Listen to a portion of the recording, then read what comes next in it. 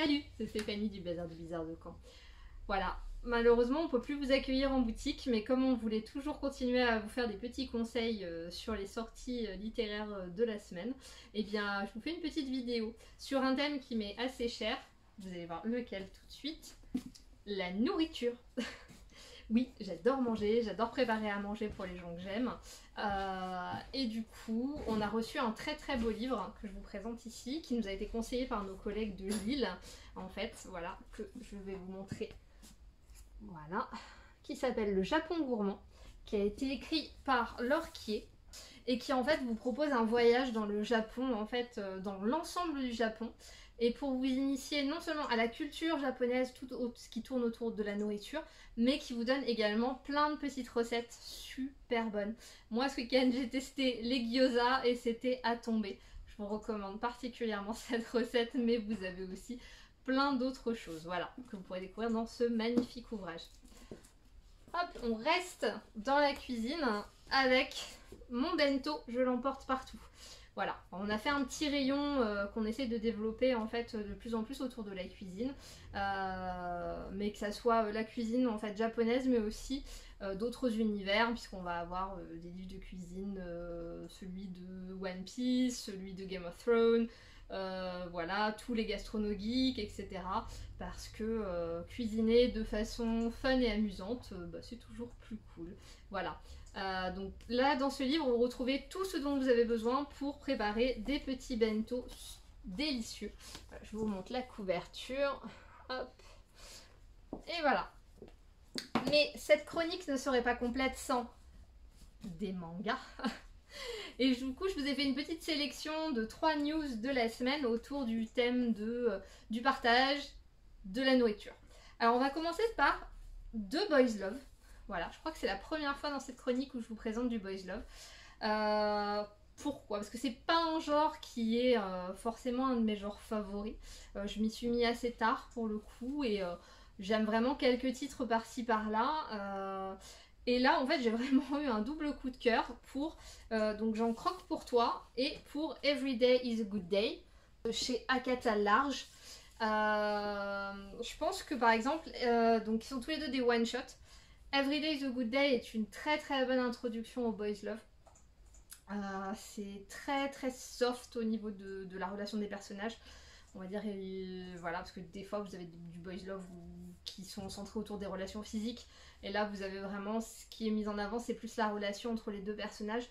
Puisqu'on va suivre donc 2 personnages. Donc un en fait qui a perdu sa sœur et le mari de celle-ci dans un accident. Et on est 1 an après. Et en fait, ils ont laissé un petit garçon de 3 ans. En fait, donc son neveu. Et en fait, ses parents s'en occupent. Et là, ils doivent partir en vacances et demandent au jeune homme de s'occuper de son neveu pendant quelques mois. Celui-ci, en fait, il a toujours pas vraiment fait son deuil. Et à ce moment-là, en fait, il y a un homme qui revient dans sa vie et qui va l'aider à s'occuper de l'enfant.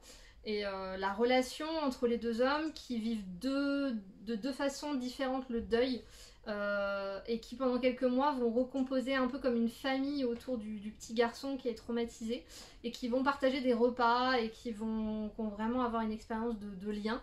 Moi j'ai trouvé ça très très beau, le dessin est magnifique en plus et le fait que ça soit en un volume c'est très chouette. Voilà. Je vous présente ensuite J'en croque pour toi. Le titre est assez drôle. Là, pour le coup, on est carrément dans la nourriture, puisque du coup, on va suivre en fait une histoire d'amour. Donc entre Ito, qui est un salaryman donc à succès, très beau, très machin, et en fait un autre jeune homme de sa société qui lui est très potelé et qui adore manger. Et en fait, Ito se rend compte au fur et à mesure qu'il adore le taquiner, le regarder manger et qu'il finalement il est amoureux de lui. Et donc ça va être toute une réflexion sur le consentement, sur la façon de se parler, de se dire les choses. Et voilà, il y a aussi du coup la nourriture joue aussi un rôle important. Donc voilà, j'ai trouvé ça aussi. C'est pareil, c'est hyper accessible pour se mettre au boys love et c'est vraiment très chouette. Voilà. Alors, mon petit coup de cœur, là sur les 3, c'est encore plus mon coup de cœur que les autres. Au Japon, c'est en cours. Il y en a 4 de sortie pour le moment. Et c'est chacun ses goûts. Voilà, c'est encore la très belle collection Big Cana Life que je vous ai déjà présentée dans une vidéo. Et là, pour le coup, en fait, on va suivre Arua, une jeune fille en fait qui est complètement geek. En fait, elle préfère être la plupart du temps seule pour profiter des animés, pour profiter des jeux vidéo, pour faire dépenser ses sous dans des choses autour de ses passions, plutôt que s'acheter des vêtements ou, voilà, ou faire des sorties entre copines. Et du coup, elle est considérée comme bizarre, étrange, voilà, et elle a beaucoup de femmes à son boulot qui lui font des commentaires. Donc elle commence à se remettre en question, déprimer un petit peu, et un soir de déprime, dans un de ses cafés favoris, duquel elle connaît très bien la patronne, elle rencontre un jeune homme qui s'appelle Ao, qui lui en fait se travestit et qui est bisexuel, et qui va un peu l'encourager et lui dire accepte-toi comme tu es, tes passions sont aussi valides que celles des autres, il n'y a aucune raison de te remettre en question par rapport à ça. Et sous le coup de l'alcool, en fait, Arua lui propose de faire une colocation. Voilà. Et donc, en fait, suite à ce début de colocation, les 2 colocataires vont se proposer une chose, c'est pour apprendre à se connaître, en fait, se faire un bento une fois par semaine, chacun leur tour.